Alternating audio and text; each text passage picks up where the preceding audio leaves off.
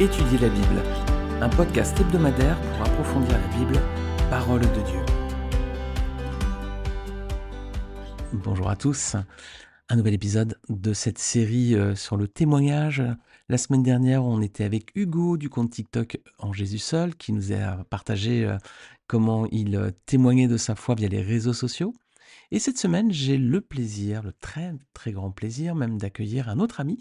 C'est Charles Olivier qui va nous expliquer comment il partage sa foi dans son travail. Alors, Charles Olivier est chef d'entreprise. Depuis une dizaine d'années, il a créé une société qui s'appelle My Company Face. Vous trouverez un lien tout en bas de ce podcast. Et il va nous expliquer comment il a vécu cette aventure entrepreneuriale avec le Seigneur.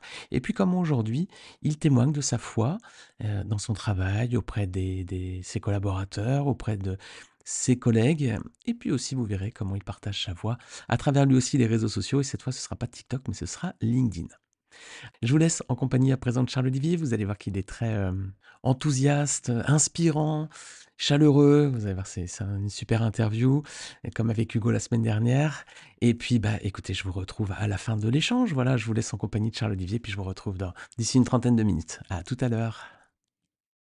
J'ai le plaisir d'accueillir Charles Olivier. Alors, Charles Olivier, qui est un ami ancien, un ami dans la foi. On s'est connus il y a déjà quelques années. Je suis très heureux de te retrouver, mon ami. Salut Charles Olivier.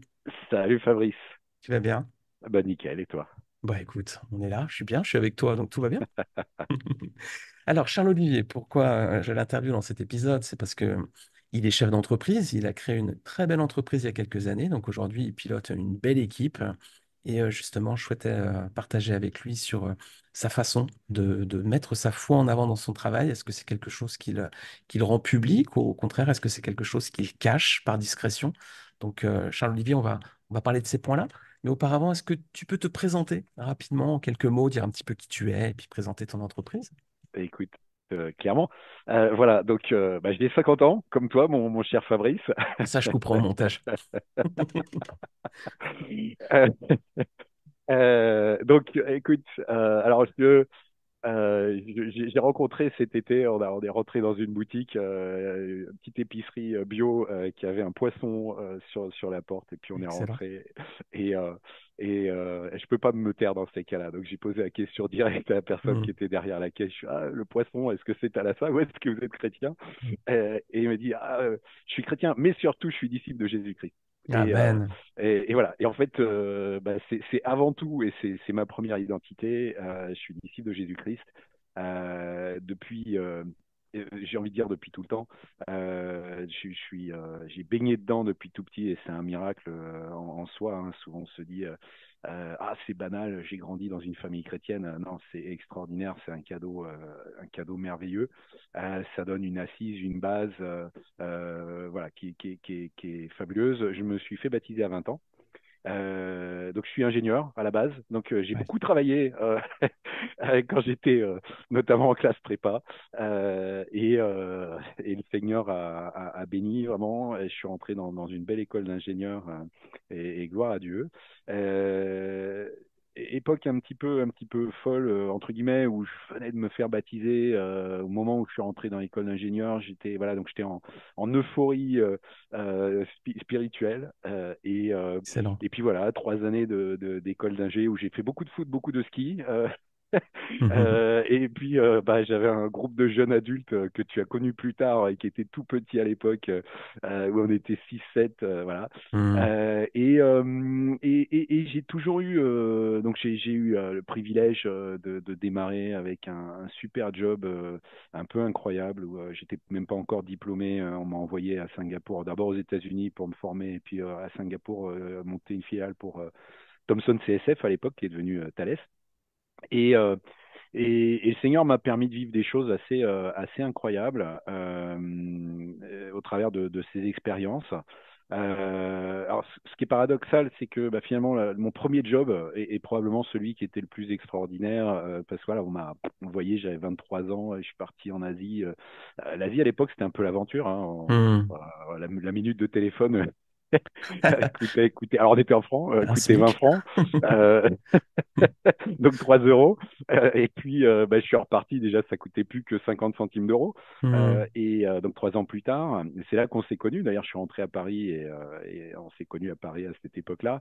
Et, et en fait, on en vient à l'entrepreneuriat, c'est que j'avais une liberté absolue. J'ai créé cette filiale à Singapour et euh, on m'a laissé vraiment les coups des franches. Et alors, bien sûr, j'avais des comptes à rendre, mais voilà, j'ai acheté des meubles chez Ikea. Ikea venait d'ouvrir à Singapour.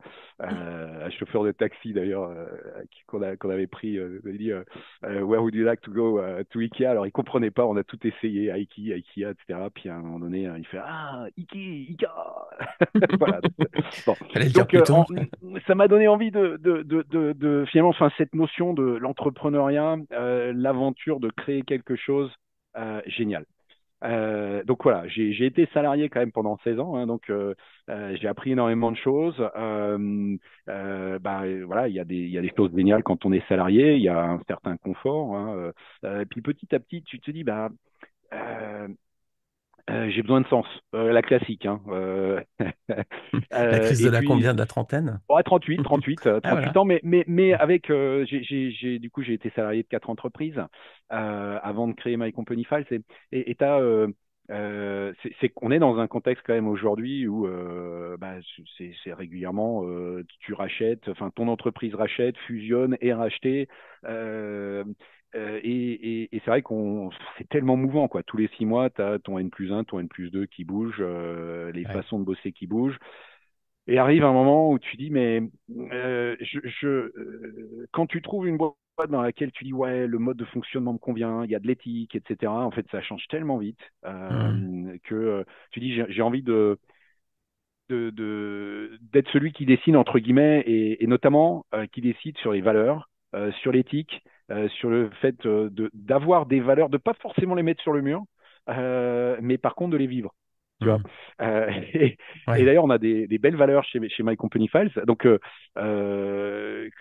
et au début, je voulais, enfin, on les vivait. Elles n'étaient pas énoncées. Et un beau jour, un coach avec qui je bossais, un coach d'affaires, m'a dit, Charlier, il faut que tu définisses tes valeurs.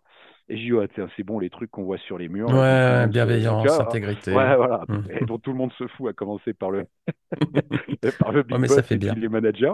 Ça fait bien, c'est du marketing. Et il me fait non, non, non, non, c'est hyper important, définis-les. Et donc, je les ai, d'abord, enfin, je les ai mises en brouillon. Puis à l'époque, on était quoi, 5-6 chez My Company Files.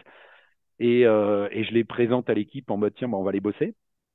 Et c'est génial. En fait, ça définit un cadre de travail. Donc, on a 5 valeurs. Et la quatrième, c'est soyons toujours joyeux. Ah, mais ça me parle, Euh, ça. c'est- et absolument. Alors, il y en a deux d'ailleurs, mais notamment, moi là, je suis plus sur Philippien 4-4 de Hmm. principe. Et en fait, voilà, la création de My Company Files, c'est quelque part à un moment donné, c'est 38 ans où tu te dis, là, on me demande de faire des choses que je ne veux pas faire et que je ne ferai Hmm. pas, d'une part.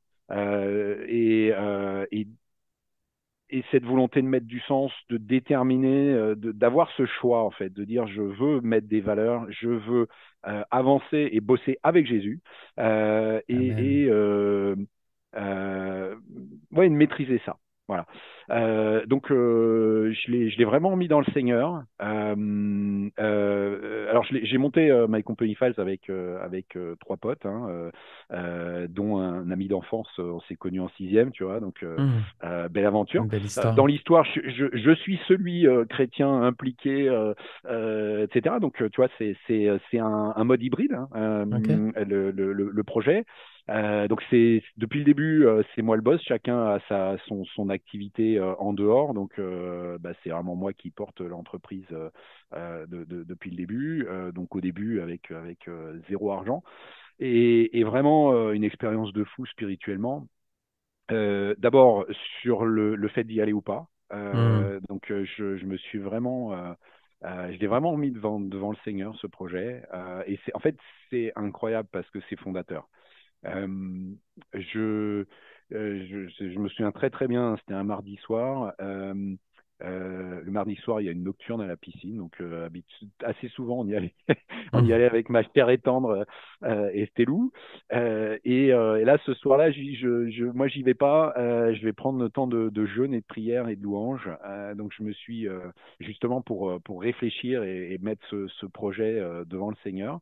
Voilà, j'étais dans le bureau à la maison, là, avec la guitare, je loue, je prie. Et vraiment, j'ai eu cette conviction, mais euh, c'est pas, tu vois, je peux pas dire que hop, j'ai entendu une voix audible du Seigneur qui me dit, ouais, ouais, c'est là. C'est Mais, apparu. mais vraiment, alors, je mets pas en cause que ça puisse se passer comme ça, mais en tout cas, pour moi, c'était vraiment une conviction très, très forte, euh, comme quoi j'avais le go du Seigneur. Et donc, je suis parti sur ce projet. Et là où je dis que c'est fondateur, c'est que tous ces moments où tu dis, mais pourquoi pourquoi je Qu'est-ce suis qui m'a parti pris? là-dedans? Ah Ouais. ouais, qu'est-ce qui m'a pris? Parce que du coup, My Company Fast, ça fait un portail client pour les experts comptables. Alors au début, c'était le Ouais. besoin venait de mon pote d'enfance Arnaud, qui est mon associé, donc qui est expert comptable et commissaire aux comptes. Mais Ok. on est vraiment parti dans tous les sens. Et c'était super tripant parce que tu dis, bah tiens, ça pourrait servir pour les mairies, pour les crèches, Ouais. pour les diagnostiqueurs immobiliers. Enfin, Mhm. à ce moment où tu pars dans tous les sens, mais tu pars sur des logiques où tu vas vendre du forfait à 9 euros, 50 euros, 100 euros par mois. Euh, donc pour en vivre, il faut un paquet de forfaits. Donc tu pars dans une logique où bah t'es pas consultant, tu vas pas vendre ton temps. Il va falloir vendre du forfait, il va falloir en vendre beaucoup et ça va prendre du temps normalement. Mhm.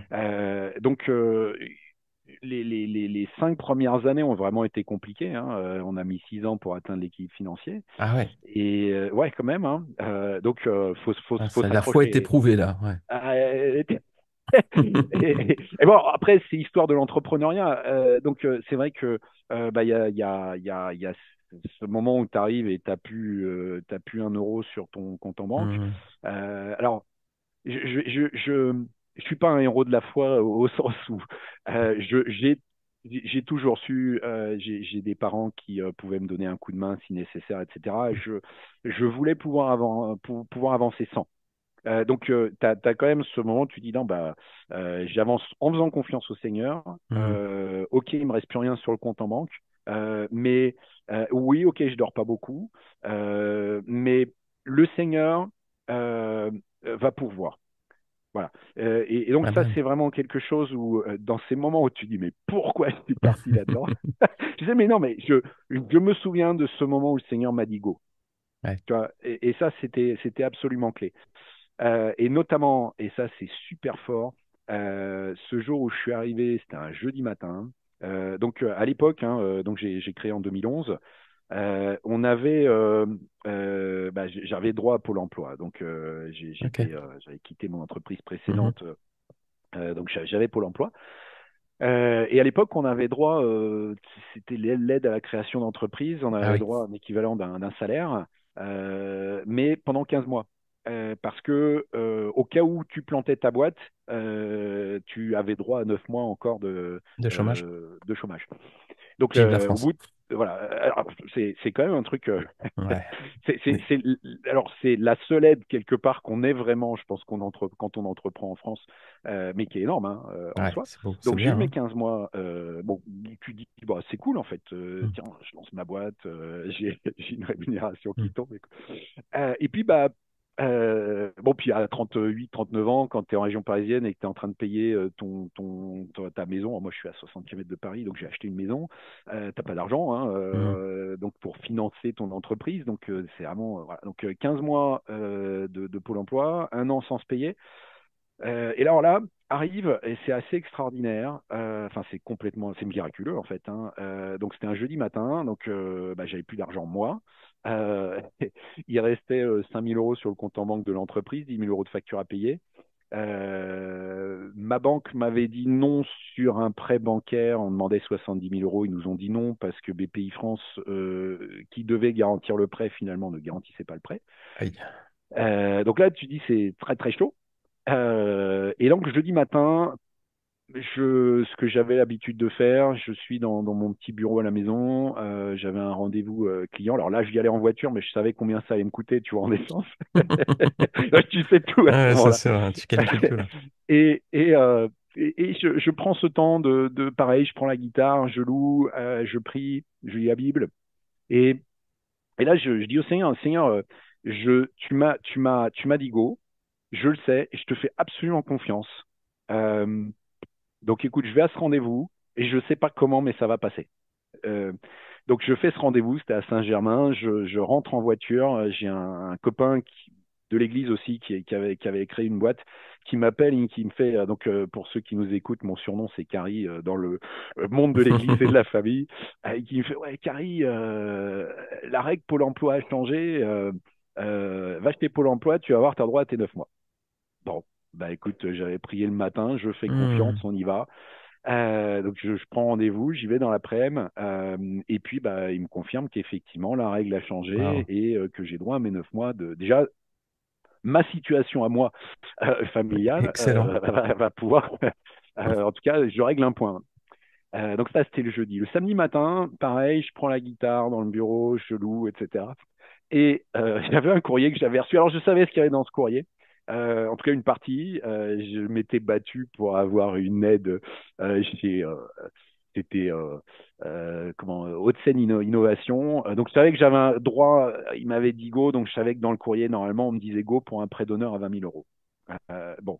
Donc, j'ouvre, après avoir loué, prié, etc., j'ouvre mon courrier quand même. Et là, je vois une petite ligne tout en bas, donc outre le fait qu'il me faisait ce prêt de 20 000 euros, bon, qui était sur ma tête, donc c'était moi qui portais la responsabilité quand même.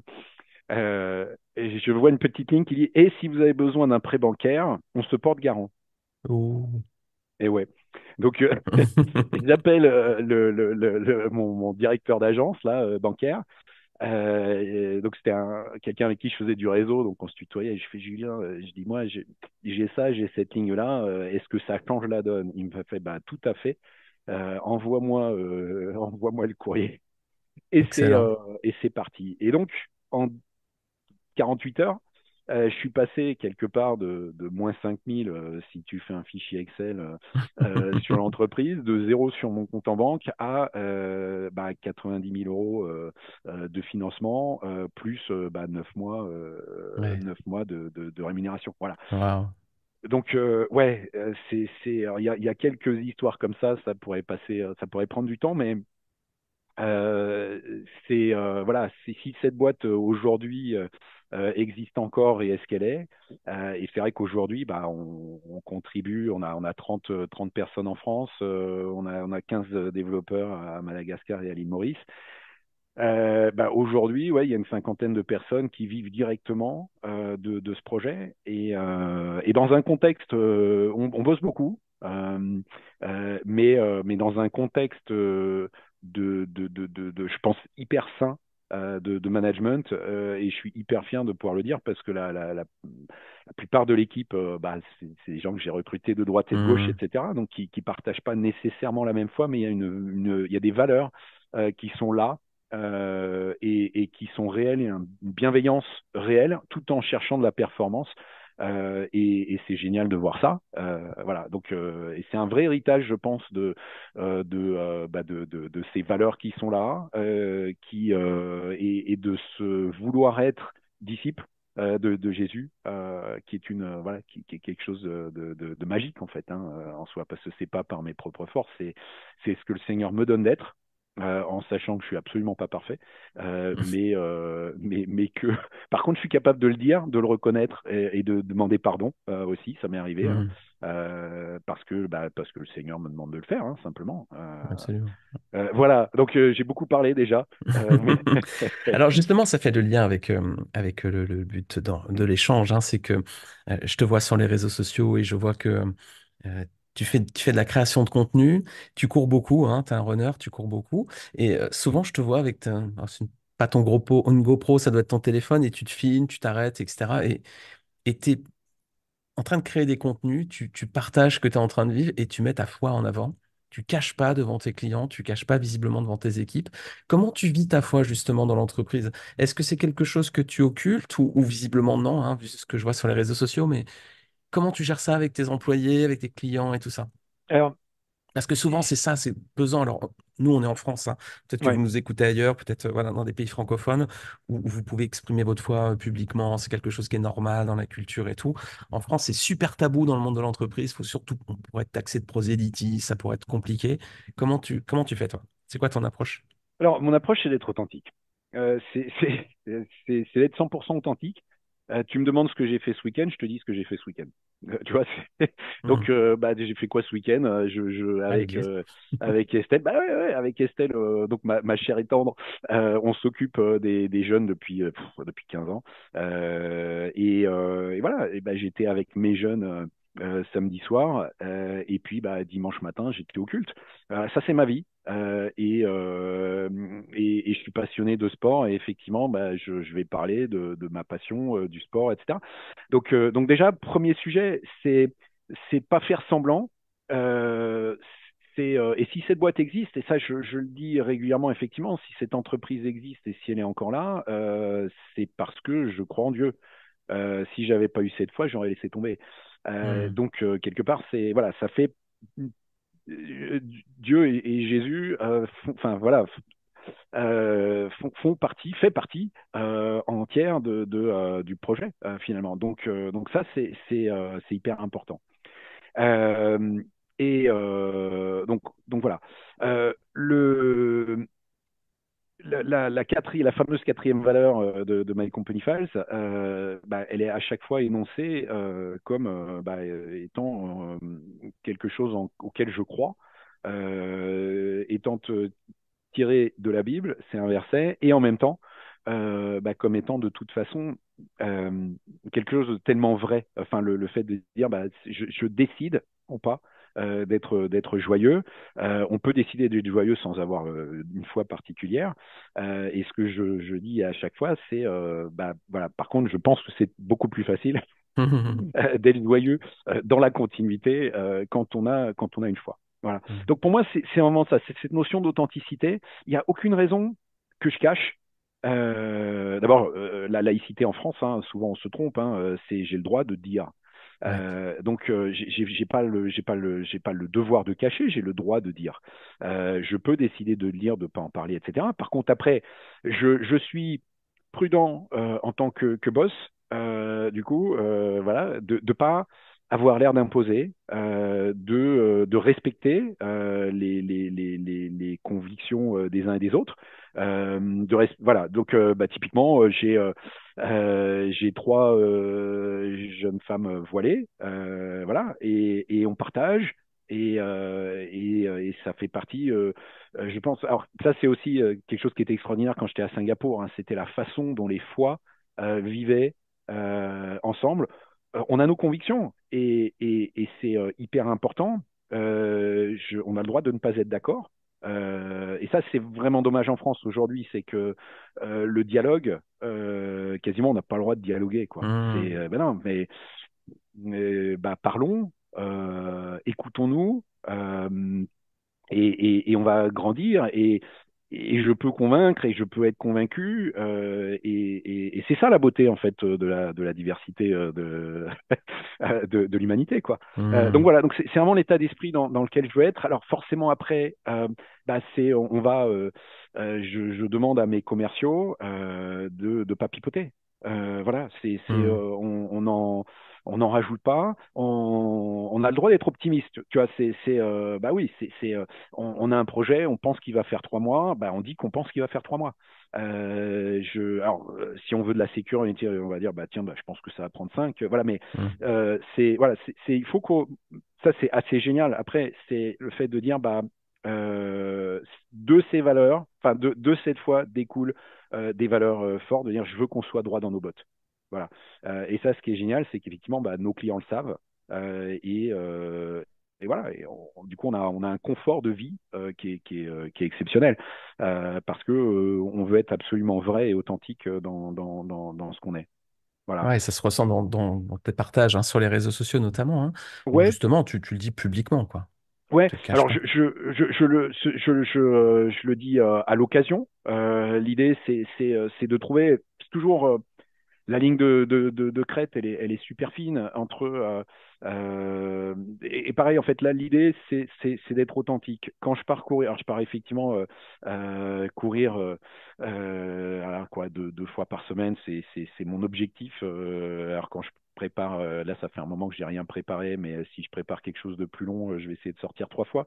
Voilà. Mais alors j'y prends un plaisir extraordinaire et bon en particulier alors là je suis dans les Cévennes au moment où on tourne donc Hmm. voilà, j'ai un terrain de jeu de fou. Quand je suis en région parisienne, bah, j'ai la forêt de Rambouillet qui est aussi un terrain de jeu extraordinaire pour la région parisienne. Et le simple fait de sortir et de m'émerveiller bah, devant la création, plus ça va, plus j'en suis le bénéficiaire, quoi. Tu vois, plus je m'émerveille. Hmm. Et quand je suis là, vraiment, l'idée, c'est si je pense que j'ai quelque chose d'utile à dire, donc c'est la création de contenu guidé, on va dire. Je veux que ça vienne des tripes et si j'ai rien à dire, je ne vais pas courir pour avoir à dire quelque chose sur LinkedIn, hein. Moi, mon réseau à moi, c'est LinkedIn. Je pars courir. Si jamais je me dis que j'ai quelque chose d'utile et de vrai, bah, je filme et je le poste. Voilà. Et oui, du coup, ici et là, donc quelque part, bah, je me mets devant le Seigneur. Je dis, Seigneur, tu me dis de quoi tu veux que je parle. Ici et là, effectivement, bah, je vais partager le fait que, bah ouais, le fait que je crois est important. J'en ai fait une sur effectivement nos piliers. Bah, je mentionnais bah, le premier, c'est effectivement Dieu. Voilà. Donc, mais le principe, c'est pareil, c'est que ça sorte des tripes. Euh, et d'ailleurs, c'est assez rigolo la façon parce que j'ai des clients qui sont venus parce qu'ils m'ont vu parler sur LinkedIn et qui ont pris un rendez-vous en ligne, Ah ouais, qui peut prendre un excellent. rendez-vous en ligne sur notre site web. Et le commercial qui parle avec c'est notamment j'ai en tête une cliente qui est géniale qui s'appelle Khadija, donc mon commercial qui lui dit bah, est-ce que vous savez ce qu'on fait? Non. Mais j'ai vu votre boss parler sur LinkedIn et ça m'a plu et du coup je veux en savoir plus. Et Excellent. c'est vraiment, c'est une top cliente. Et en fait, l'histoire finalement de ces posts sur LinkedIn, c'est bah, le jour de la cérémonie de mon papa, donc, qui est décédé Hmm. d'Alzheimer en 2019. Donc on l'a enterré le vendredi, on a fait une cérémonie le samedi. Et je suis parti courir en rentrant le soir et j'étais dans les bois comme ça et je me disais, mais j'ai tellement reçu de mon papa, tu vois, que tu as connu. Ouais, bien sûr. Excuse-moi, l'émotion est Philippe, là. bien sûr. En fait, je me disais, alors, il était mon papa, quoi, tu vois, donc avec ses excès, avec sa joie, avec son smile, avec aussi son côté un peu colérique, tu vois. Et je me disais, mais j'ai tellement reçu, tu vois, avec de l'imperfection et tout ce qu'on veut, mais j'ai reçu notamment de la passion. C'était un passionné. Ouais, clair. Alors, Ouais. de politique aussi. Grave. Hein, voilà, de sport, de nature. Et il nous a de son boulot, et il nous a transmis ça à mon frangin et à moi, ce fait d'être passionné. Et je me suis dit, mais en tant que patron, en tant que papa d'abord, en tant que patron, en tant que manager, on a une responsabilité, quelque part, c'est de transmettre de la passion. Et tu vois, en courant comme ça, je me suis dit, bah, allez, tiens, je le dis, je l'ai dit et je l'ai mis sur LinkedIn. Et bon, bah, tu avais l'émotion du départ de ton papa, etc. Hmm. Et j'ai eu plein de gens qui m'ont fait des retours en me disant, ah, ça nous a fait tellement de bien, merci pour ce partage, etc. J'en avais profité entre guillemets en mode mon papa était un passionné de Jésus et il nous a transmis cette passion aussi et voilà donc ouais il y a eu d'ailleurs j'ai eu pas mal de retours de gens qui me disent ah moi aussi je suis content d'apprendre qu'on on partage la même foi. Donc c'était super cool en fait. Et du coup, je suis reparti courir la fois d'après. Et pareil, j'avais un truc dans les tripes, donc je l'ai partagé.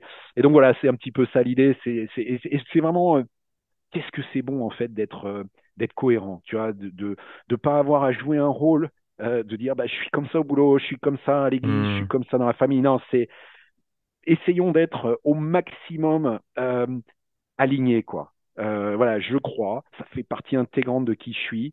J'ai aucune raison de le cacher. Alors voilà, je suis ni prof ni infirmier. Donc Hmm. voilà, c'est beaucoup plus facile dans le privé. On a voilà, des droits, des devoirs aussi, mais on a des droits. Et c'est vrai que c'est beaucoup plus facile dans mon rôle que ça peut l'être si je suis prof ou si je suis instit ou si je suis infirmier, hein. Ouais, c'est sûr. Ouais, en fonction des professions puis des endroits où on réside aussi. Mais c'est vrai Oui, qu'en France, on a vraiment cette oui. contrainte si on travaille dans le service public. Toi, tu peux le faire. Voilà, c'est pas toujours évident. Est-ce qu'il y a des fois où ça t'a un peu porté préjudice, t'as regretté un peu, tu t'es dit, aïe, aïe, aïe, j'aurais mieux fait de me taire, j'ai manqué de sagesse là ou pas? Alors, pas à ma connaissance. Ok, c'est bon signe déjà. Ouais, ouais, ouais. Non, pas à ma connaissance. Alors, est-ce qu'il y a des Après, fois où tu as été content de le faire et ah justement ça a porté ouais, du fruit, quoi? mais tellement, tellement. Enfin, c'est ne serait-ce que simplement le fait de dire à quelqu'un qui est dans le dur, écoute, est-ce que tu es OK? Je peux prier avec toi. Donc ça m'est arrivé. Et je peux prier pour toi. Et simplement, je veux dire, on est des instruments de bénédiction. Enfin, qui potentiellement va te dire non merci, non s'il te plaît, prie pas Ouais. pour moi. Je Hmm. l'ai jamais entendu. Je l'ai Ouais. jamais entendu. Ouais. J'ai vu quelqu'un, comme ça c'était quand j'étais salarié, quelqu'un m'éviter. J'avais, c'est quelqu'un qui avait le genou en vrac. Et je lui ai dit, écoute, j'avais pas prié sur le coup. Je lui ai dit, écoute, je prierai pour toi. Et en fait, je, mais vraiment pendant une semaine, je la voyais de loin et cette personne, et puis je la voyais un peu Hmm. s'esquiver. Et un beau jour, elle pouvait pas m'éviter. On prend là, on se retrouve dans l'ascenseur ensemble et en fait, elle m'a expliqué, elle m'a dit, écoute, le lendemain du jour où tu m'as dit que tu avais prié pour moi, mon genou était nickel. Et ça m'a, en fait, ça me fait peur. Ouais, je comprends. Voilà, donc c'est bon, mais voilà, mais non, non, sinon effectivement, on est des instruments de bénédiction, quoi. Donc Hmm. voilà, le tout, c'est effectivement de ne pas arriver en donneur de leçons, de pas voilà, vouloir imposer à tout prix et ses valeurs et sa foi. Mais enfin, tu vois, tu as quelqu'un qui est dans le dur, tu dis, écoute, moi, je vais prier pour toi, quoi. Et j'y Hmm. crois. Et ouais, on a une foi qui est juste un Dieu. On a une foi en un Dieu qui est juste extraordinaire. C'est de l'amour.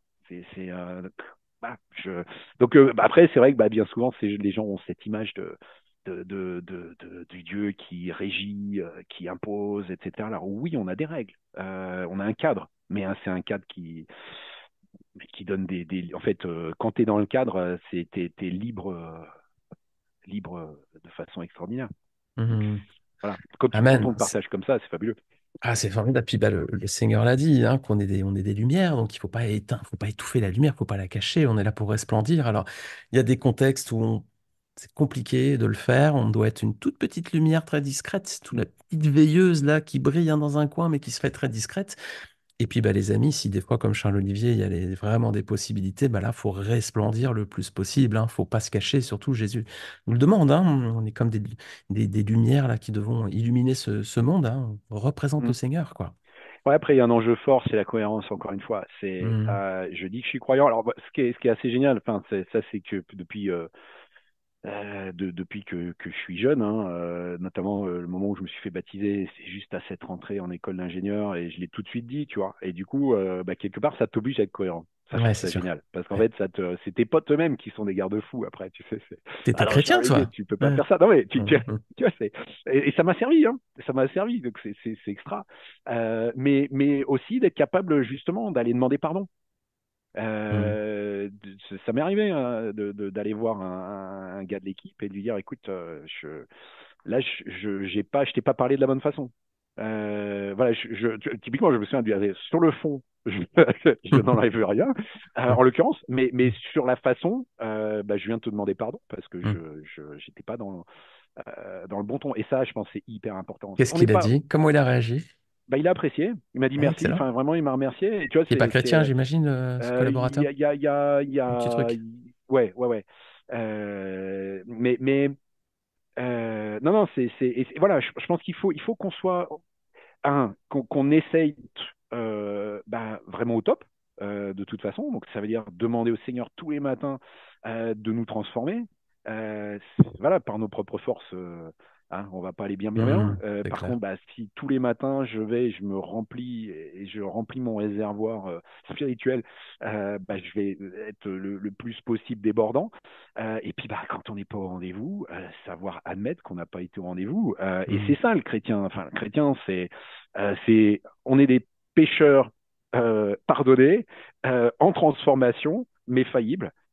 Et justement, moi, ça m'est arrivé plus d'une fois de le dire. Écoute, voilà, encore une fois, je suis désolé, je suis pas parfait, tu vois. Et alors, ceux que je connais bien, hein, dire, tu vois, bah, pourtant, hein, je demande au Seigneur, ou je demande à mon Dieu. Mais écoute, voilà. Mais par contre, ce qui est fabuleux, c'est, je sais que j'ai ce pardon et cette grâce qui coule en permanence de la croix, quoi. C'est fabuleux. Le Seigneur est patient et le Seigneur est bon parce qu'il a sauvé des personnes comme nous, comme surtout comme moi. Donc le Seigneur a eu beaucoup de compassion et beaucoup d'amour. Donc, Et comme toi, avec ton passé parce que du coup, tu as grandi dans un environnement justement non croyant, j'aime beaucoup ton témoignage, c'est extraordinaire, on hein, coupera au montage. euh, et bien souvent, c'est plus compliqué de se voir pécheur et de se comprendre pécheur quand on a grandi justement dans un environnement où on a été super protégé Hmm. et où du coup on a le sentiment de ne pas avoir fait beaucoup de péchés. Et le truc, c'est que par contre, hein, mon cœur, comment est mon cœur? Est-ce qu'il y a de Hmm. la jalousie? Eh bah ouais. Est-ce qu'il y a de l'envie? Ah bah ouais. Est-ce qu'il y a de l'orgueil? Ah bah ouais. Est-ce qu'il y a du mensonge? Bah oui, malheureusement aussi. Et pourtant, qu'est-ce que j'ai reçu, quoi? Hmm. Voilà, donc et Seigneur, oui, transforme-moi. Mais c'est vrai que ouais, c'est souvent compliqué d'arriver à vraiment réaliser combien on est pécheur. Et plus le temps passe, plus j'en suis conscient, tu vois. Hmm. Et plus je suis conscient de la grâce et de cet amour du Seigneur. Ah, on pourrait effectivement échanger des heures, des heures, des heures, mais c'est vrai que le fait d'être né dans un environnement chrétien, ça, c'est quand même une bénédiction. Si vous nous écoutez et que vous dites, il y a des trucs que j'aurais bien aimé faire et que j'ai pas pu parce que machin, j'ai été bridé et tout. Non, non, écoutez des personnes qui ont un petit peu d'ancienneté, des parcours différents. Moi, je suis pas né Mm. dans une famille chrétienne, effectivement. Et vous êtes tellement bénis, vraiment, d'être né dans un environnement protégé, hein, vraiment. Ça, on évite certaines salissures, on évite certaines erreurs, et c'est tellement mieux. Merci Seigneur. Dites toujours merci Seigneur si vous Ouais, êtes né dans toujours. une famille chrétienne, clairement. Ouais, Carrie, absolument. merci beaucoup pour l'échange. Je veux pas te prendre. Je sais que tu es un homme très pressé, que tu as une famille, etc. Donc je veux pas vraiment exploiter ton temps, mais merci beaucoup pour l'échange. En tout cas, c'était vraiment top. Moi, j'ai vraiment apprécié d'échanger avec toi. En plus, ça faisait quelques temps qu'on n'avait pas parlé, donc c'était vraiment sympa de se voir. Absolument. Bah, Fabrice, merci pour l'invitation. Et puis, bah, écoute, j'espère que ça pourra être utile. En tout cas, voilà, c'est là encore 100% authentique. Donc, Il y j'ai a le peut-être dit saut plein de dessus. bêtises, Il y mais a le saut de l'authenticité. en tout cas, c'est authentique. Non, c'était excellent. Vraiment, merci, merci à toi pour ton partage. Et c'est vrai que tu as un parcours voilà, qui est assez inspirant. Donc, si vous voulez suivre Charles Olivier, vous pouvez cliquer sur le lien LinkedIn et tout en bas, et vous pourrez voir ce jeune homme de 50 ans avec ce Voilà, tenue, ce et puis sourire incroyable. sait-on jamais, j'embauche régulièrement un peu partout en France. Hein, donc, Ah bah voilà, écoute, faut le suivre message est l'actualité passé. de moi et compagnie. Ouais, Le message est passé. Voilà, on va se transformer en cabinet RH à présent. exactement, tu vois. Carrie, merci beaucoup. Allez, toute la famille, tu embrasses tout le monde pour nous. Et puis, bah, merci encore du temps que tu m'as consacré ce soir pour ce podcast. Avec grand plaisir. Ciao, Carrie. Ciao, ciao. Voilà, les amis, j'espère que vous avez apprécié cette conversation. J'espère qu'elle vous a peut-être inspiré, peut-être pour partager aussi à votre tour votre foi hein, au travail. Pas facile toujours, hein, notamment en France. Hein. Et voilà, Charles-Olivier le fait, et effectivement, comme il l'a rappelé, la laïcité, c'est pas l'interdiction de partager sa foi, c'est le droit de pouvoir le faire aussi, dans certaines limites, bien sûr, mais dans le cadre notamment du secteur privé, on a quand même une certaine liberté. Les amis, je vous laisse un lien vers le profil donc LinkedIn de Charles-Olivier, que vous trouverez donc tout en bas. Vous pouvez le contacter via LinkedIn ou l'ajouter à votre réseau si vous voulez. Il sera très content, vous l'avez entendu. Et puis je vous laisse aussi un lien vers le site internet de son entreprise, donc My Company Fice. C'est une solution qui permet aux experts comptables de gérer tous les échanges de fichiers avec leurs clients. Je vous retrouve la semaine prochaine pour un nouvel épisode. On restera encore dans cette série témoignage, partage de sa foi. Donc j'aurai le plaisir de vous retrouver encore sur cette thématique la semaine prochaine. C'est important d'étudier sa Bible, de bien la connaître, et c'est important aussi de pouvoir ensuite la partager avec d'autres. Et c'est justement le but de cette série de podcasts. Les amis, j'ai hâte de vous retrouver la semaine prochaine. En attendant, je vous souhaite une très très belle semaine avec le Seigneur. Et puis profitez de toutes les occasions cette semaine encore pour partager votre foi via les réseaux sociaux comme Hugo ou dans votre travail comme Charles Olivier. À la semaine prochaine.